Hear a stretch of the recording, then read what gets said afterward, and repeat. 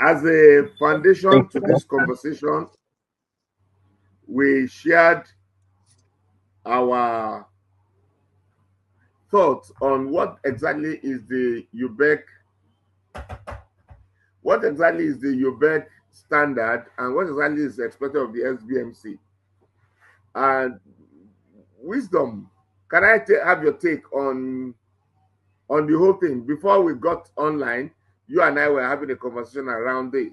So, what's your take Yes. on UBEC, SUBEB, SBMC, etc., when it comes to security? Let's have your take.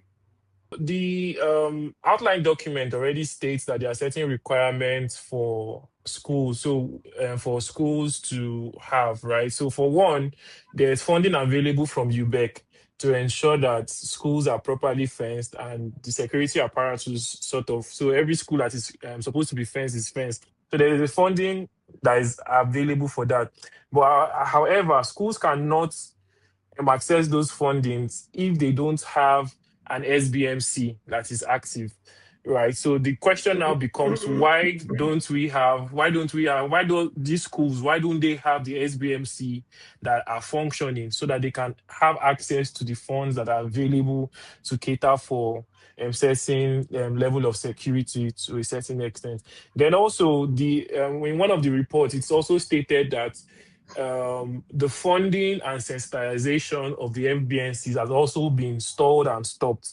Now, to go back to what we discussed last week about political will, that could that be one of the reasons why the funding for the SBMCs has stalled or has stopped over time?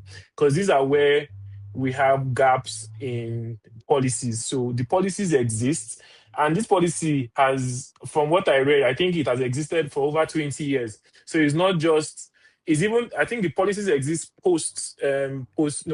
pre-Chibok. So it has existed pre-Chibok. And then we had the Chibok crisis, and it was also refurbished and presented again.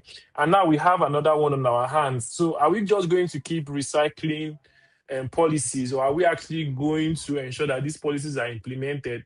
And what exactly is the gap between implementation and policies?